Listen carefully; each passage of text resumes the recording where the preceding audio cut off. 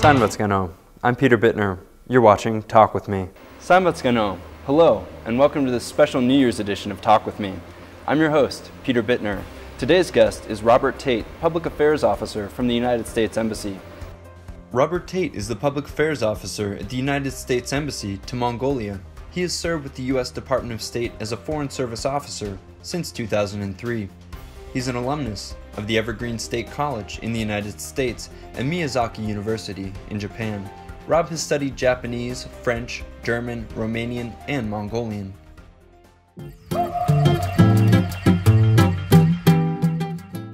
Thanks so much for joining us today, Rob. My pleasure. Thanks, Peter. Thanks for inviting me. You bet. Yeah, it's great to have you. So tell us a little bit about what brings you to Mongolia. I arrived about 3 months ago to take a role at the U.S. Embassy as the Public Affairs Officer. In that capacity, I'm in charge of working with a great group of people for cultural programming, educational program, media and communications, and advising our Chief of Mission on outreach strategies. So as I mentioned, I arrived about 3 months ago. My family and I are well and truly settled and really enjoying life in Mongolia. That's great. How long will you be here? So ordinarily it's a 2-year assignment, but we've fallen in love with Mongolia like so many people do. So we asked our Chief of Mission at the embassy and we asked the State Department if we could stay a little longer. They said, yes, I'm happy to stay. So we're going to be here for 3 years. Wow, congratulations. Thank you. Yeah, that's very exciting.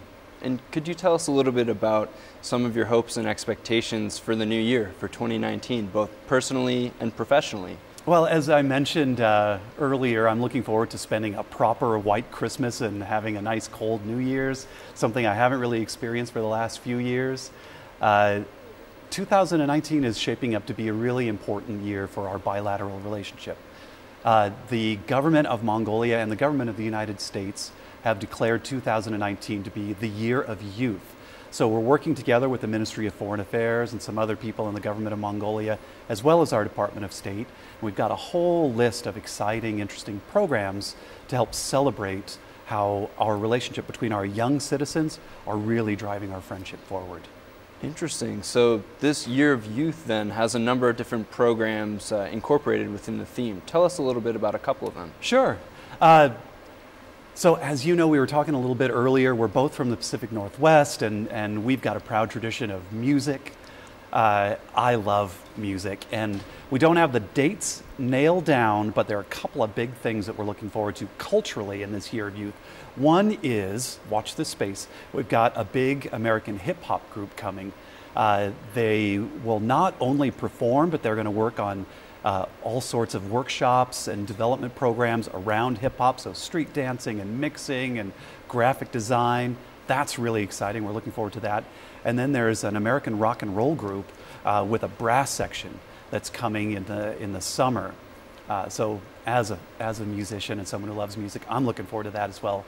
But that's not all. We're looking at working with the Ministry of Foreign Affairs on a number of exchange programs. Next year, we expect that if you add up all of our exchange and scholarship programs run out of the U.S. Embassy, we'll have about 120 people going either to the United States or coming from the United States. And if you total up the value of all that investment in education and these professional exchanges, it's about $2 million US. So we're looking at entrepreneurship, innovation, civil society, youth leadership development, all these great things under the rubric of the Year of Youth. Wow, sounds like a lot of different programming. And you mentioned you're very excited about the music components. Could you tell us a little bit about your background? I didn't realize you're a musician, Rob. Yeah, so, well, I'm kind of not really. I'd like to think I'm a musician, but I'm really not. But when I was a much younger man, like you are yourself now, I just happened to grow up at the right time at the right place when grunge music was exploding. And I happened to get to know some famous people in that scene, like Kurt Cobain of Nirvana, and no kidding, you met Kurt Cobain? Yeah, a couple of times, more than a couple of times. Wow. He was from, he moved to Olympia, Washington, which is where I grew up. So I even played in a show with him once, and Dave Grohl, who was their drummer, the drummer of Nirvana, and he went on to form the Foo Fighters, was involved in producing the record that we put out when I was in a band back in the good old days.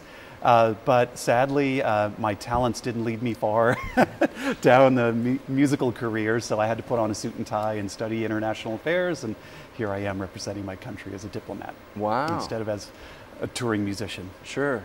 Do you have any plans to study Murinhor or Humi or any of these local arts, which are, you know, so impressive? I'd love to, and yeah, I totally agree with you. The one thing that I've really noticed about Mongolia in my short time here is the quality of the performing arts are like the best in the world.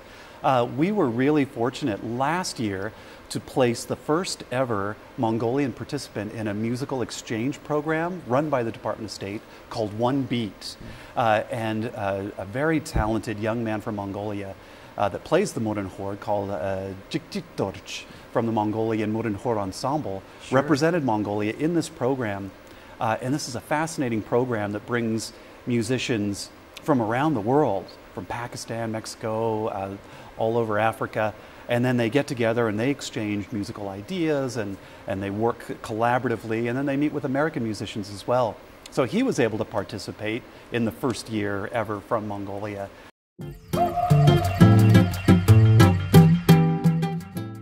So it sounds like there's a lot of exchange programs, musical and others, that the U.S. State Department and the U.S. Embassy to Mongolia facilitate. Could you tell us about other ones besides the Year of Youth? For example, I know there are professional and educational exchange programs that you coordinate and run. That's right, yeah.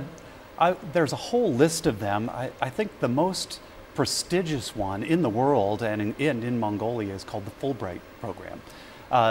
And actually, starting at the beginning of next year, we'll put out a call for the next round of Fulbright students to study in the United States to get their master's degree.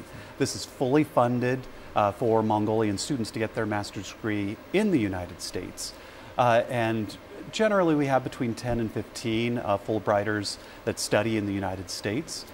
We have a number of different types of Fulbright programs in addition to students. We have English teaching assistants who come, as you yourself did once upon a time, who come and spend a year teaching English at Mongolian universities here in the city and throughout the country. We have a whole list of programs. One of them is called Flex. This is a program for about 20 high school students from around the country to spend 1 year in an American high school, which has been a great program. That's relatively new and quite innovative. So we're quite proud of Ambassador Galt, the former ambassador here, who helped initiate that program, and it's something that we're looking to continue. We do a number of professional exchange programs. One of them that we're about to announce is called the Humphrey Exchange Program. This is for a mid-career, upward trajectory professional to do 1 year of non-degree research at an American institution of higher education. So they're literally, I think it's about 16 different programs that we offer throughout the year. They all have different deadlines and different ways to apply. So rather than bore your audience with a whole laundry list of these, I would recommend that people follow us on Facebook.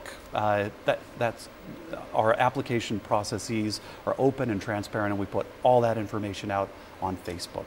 Fantastic. That's a great idea. I hope those at home can tune in and also really pay attention to those announcements and deadlines on the websites, because those are some great opportunities. Thank you. Yeah. Can you tell us how many Mongolians at any given time, roughly, are in the United States through those types of exchange programs you mentioned? Yeah, well, there are about 1,500 students that have from Mongolia that are studying at an American university. And one service that we do offer, well, a couple I'd like to talk about actually. One is called Education USA. This is run through the U.S. Embassy. It's a free program. Anyone who's interested in studying in the United States can drop by, schedule an appointment, or check their website. They have an office at the Natsikdorj Central Library here in Mongolia, or in Ulaanbaatar in Mongolia. So they're welcome to drop by at any time or schedule an appointment. They also do weekly talks with prospective students, and they provide a free service on all the 5 steps that one would need to do to successfully study in the United States. You know, there's over 5,000 institutions of higher learning in the United States, so it's quite a daunting challenge to find the right fit for a student. So if you want to be by the beach and play volleyball and get a degree in engineering, they can help you find exactly the right school for you. We offer a number of scholarships through the U.S. Embassy, but institutions in the United States often offer a number of financial aid packages. Education USA office will help find that financial aid package for students. And then the next step is the application process in the United States can be a little bit daunting. It's quite competitive, and we usually have to write essays. They'll help provide essay writing services and guidance for free, once again. And then the next step would be getting that visa. So they can help prospective students through that process of how to apply, getting the right type of student visa, getting the right documents from the American institution, the I-20 it's called, and then they can help with the pre-departure, like the last steps before you head off and go study in the United States, because it can be quite of a cultural difference. So Education USA is one important part of the services that we offer to students going to the United States, and I'm happy to say that according to the Open Doors report, which looks at total number of students coming to the United States, mainly because of Education USA, we saw an over 40% jump last year in the number of graduate students from Mongolia studying in the United States. Extraordinary. That's great So news. that's one thing, but across all of our scholarship and professional exchange opportunities and chances to study in the U.S., for almost all of them, one of the key criteria is a pretty high level of English. We recognize that, so we're working with Mongolia to offer a lot of English training opportunities. For disadvantaged young people throughout the country, we offer the Access English Scholarship Program. That's one thing that we're doing. We recognize that we just don't have enough teachers or people coming to Mongolia to directly teach all the students that are interested, because there are so many people that want to learn English. So we're working with teachers in Mongolia, about 50 of them, and we're teaching them intensive, sort of advanced English instruction and building them up as mentors in the provinces so they can share that with people in the provinces.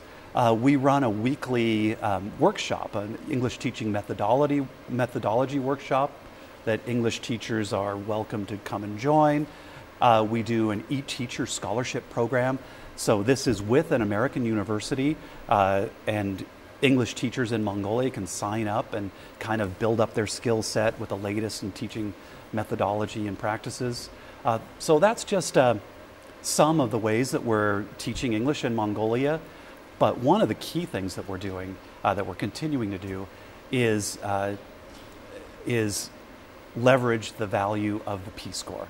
There are a number of countries around the world that invest in other countries, that work in development and assistance, but I can't think of another country that invests the time of their young people to come to a foreign country and live out in a exotic location far from home and teach English or work in healthcare development like our Peace Corps volunteers. So we have around 100 Peace Corps volunteers in the country at the moment. A majority of them are teaching English right across the country, and that's really building up the capacity of Mongolians to take part in all these scholarship opportunities that we offer later down the track. That's fantastic.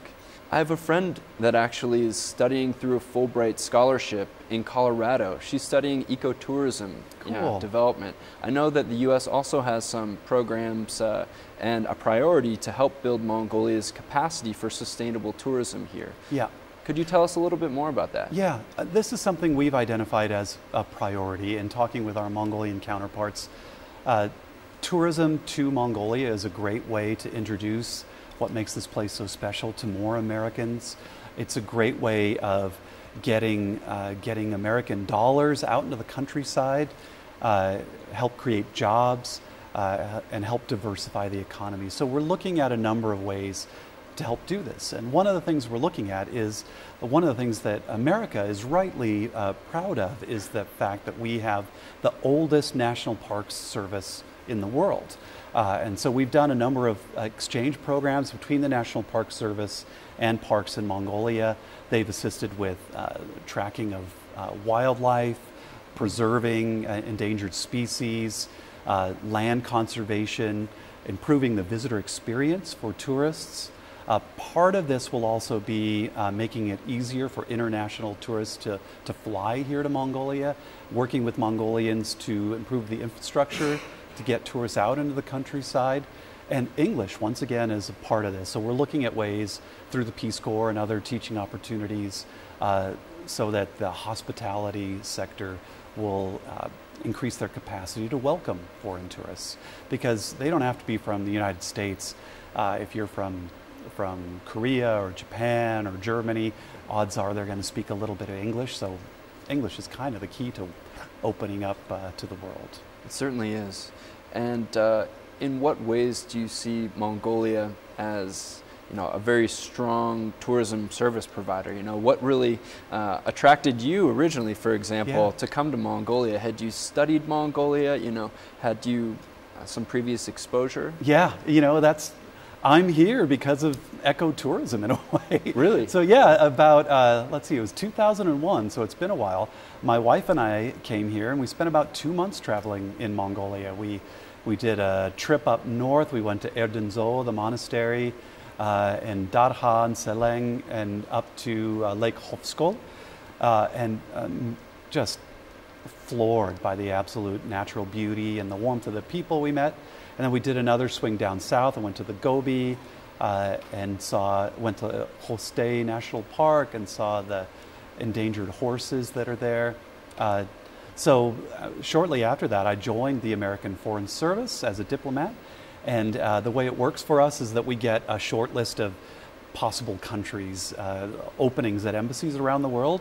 And ever since I've joined, my wife and I have been looking for Mongolia, and it's never showed up on one of our lists. And finally, this last go around, we saw Mongolia on the list, so my wife and I were like, oh, this is finally our chance. So we were lucky enough to be selected to come back. And yeah, so I think so many, like you yourself, I meet so many Americans that have come to Mongolia, and there's something about this place that people just fall for. I think it feels like home. I think that pioneer spirit, that sense of independence, that strong connection to family, there's just something about this place that feels at home and feels familiar to Americans.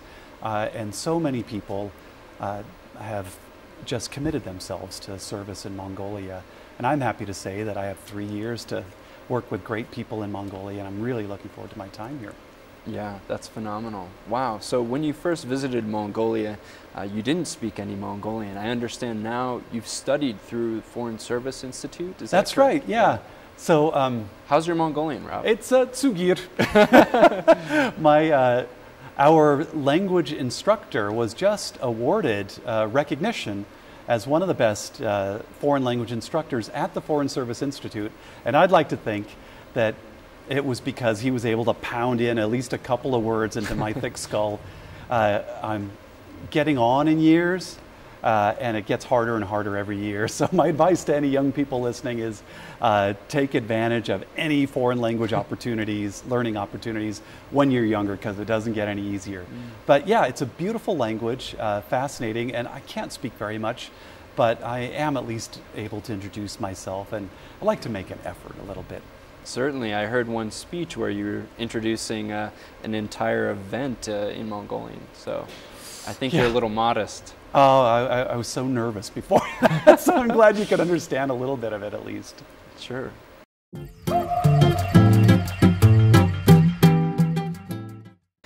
You mentioned a lot of Mongolians obviously want to travel to the United States to study, probably to work, probably for tourism and visiting.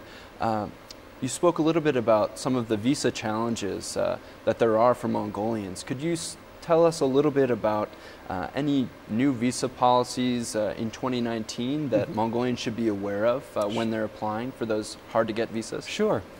So from the public affairs perspective, we're not involved in the adjudication of visas. That's done by our consular services at the embassy.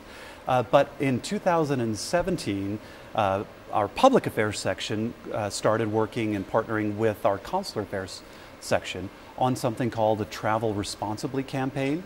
And this was also in partnership with the Mongolian Ministry of Foreign Affairs. And the idea here is simple. If more Mongolians build that trust gap and fill that trust gap and travel to the United States following the rules of the visa that they've been issued, then that will lead to more issuance of visas for Mongolians down the line. So we've done a number of public service announcements. We've recently partnered with the Embassy of South Korea here in Mongolia. We've gotten a number of musicians and sports figures, ballerinas even, to help promote this campaign. And we have some talented people from the embassy who speak Mongolian quite well that have done some public service announcements. And the idea here is that unfortunately, Mongolia has one of the highest rates of overstaying their visas of any country in Asia. The good news is that since we started that campaign, that those rates have come down slightly. So we're moving in a positive direction. And unfortunately, the visa service section tells us that they see a fair number of fraudulent documents that come through. There are a number of people that overstay the terms of their visa, and there are a number of people that work in an unauthorized capacity when they're in the United States as a student or as a tourist. And all of those decisions to not follow the rules and regulations of our visas in the United States have consequences, and those that apply for visas later on might be subjected to additional scrutiny. So we're trying to inform people that those decisions that they make while they're in the United States on their visa do have consequences for all Mongolians. And the good news, as I mentioned, is that we're moving in a positive direction. Now, from the public affairs perspective, we work with students all the time to talk about what to expect when they're applying for a student visa, the right type of visa to apply for, the documents that you need to get from the universities in the United States before you even apply, and the types of things that our visa section is looking for in a serious, legitimate, bona fide student applicant. So they want to see that the student seems serious, that they have a combination of social and economic and family ties that's going to bring them back to Mongolia at the end of their studies, and they want to see that what they plan to do makes sense, that they've put in the work, that they've put in the time researching, that they've maybe come to see some of our talks and met with our Education USA office. They put in the time to build up their English level so that they can succeed as a student in the United States. And again, if people have questions about those student visas, they're welcome for free to come visit our Education USA office down at the UB library. That sounds like a great service. Yeah, it's a free service, and there's something that sets it apart a little bit. There are a number of visa brokers that are a little bit unscrupulous. They will advise students and other visa applicants to fake documents. They'll help provide documents that are fraudulent. They'll coach students and other applicants what to say. But we always tell people, tell the truth. Don't forge these documents. Don't use these unscrupulous visa brokers. They're not going to help you, and the consular section is gonna find that out. And again, it has consequences not only for that individual applicant, but everyone who comes after you and applies for a visa. Sure. It sounds like it's a waste of time and money for a lot of Mongolians to, take these unscrupulous services, right, that ultimately are competing with the free, legitimate service to help them, right, study legally in the United States. That's right. That's exactly right. Mm-hmm. Yeah. Fantastic. So how many Mongolians are there living in the United States, just out of curiosity? Do you have any idea? I don't have an accurate figure for how many are living there, but I do know there are several centers. I'm from Seattle, and near where you're from, and there are quite a number of Mongolians that live there, and in Denver, and Chicago, and Arlington. quite a number of Mongolian diaspora that live there, and about 1,500 Mongolian students that have traveled over there. So yeah, I don't have an accurate figure on how many Mongolians live there in the United States, but I do know there's a considerable population that lives there. Mm-hmm. Apart from educational visas, what other types of visas are Mongolians eligible for? I know you're not an expert in this as you're in the public affairs section, not the consular section, but I'm just curious, and I'm sure a lot of our viewers are as well. Yeah, well, there is a visa category that is relatively new for Mongolia, and this gives Mongolians who are interested in working in the United States a legal pathway to do so. It's called the H-2 visa, and there have been a handful of people that have qualified and successfully worked in the United States. Being eligible for this category of visa is renewed annually and it's reviewed annually, so it's incumbent on those travelers that have gone over to work in the United States to respect the terms of those visas so that future Mongolians can also go and work in the United States. And now, one interesting thing and a crucial part of the application process for that type of visa is that Mongolians have to find a job before they go to the United States. The U.S. Embassy unfortunately does not offer assistance to help Mongolians find jobs. But if people are interested, they could go to the U.S. Department of Labor website, and they have lists of authorized employers in the United States that offer Mongolians jobs. Once they get the job lined up, they can apply for this H-2 visa, and they can legally work in the United States. That's great. Yeah. I'm sure there's also a lot of unscrupulous American companies, unfortunately, that take advantage of workers. I've heard some stories from friends here, Mongolian friends, who have had negative experiences with these types of situations. What advice do you have to Mongolians to avoid being caught up in this? You know, is this Department of Labor website the first and foremost place they should go to search for real jobs in America? That's right. That's exactly right. So I would advise all Mongolians that if you go to a website and it ends in .gov, short for government, that's a legitimate website most likely, unless it's spoofed in some way. So look for authentic U.S. Embassy provided educational, academic advising services. If you're interested in working in the United States, look for U.S. Department of Labor. There are, unfortunately, a number of unscrupulous visa brokers that charge a fee. That's another giveaway. Usually the U.S. government services are free. So if they're charging you a fee, be skeptical. If they're telling you to misrepresent yourself or your intentions or offering to help doctor essays or documents, that's a warning sign. You should avoid that. Great tips, yeah, great suggestions. Tell us a little bit more about what might be in store this next year in terms of U.S.-Mongolia relations. Will there be a new ambassador, perhaps, in the next year? That's a great question, and we're quite optimistic that we'll have a new ambassador soon. An ambassador has been nominated by the administration, Ambassador Designate Klacheski. He's someone who is seasoned, has had a long career as an American diplomat.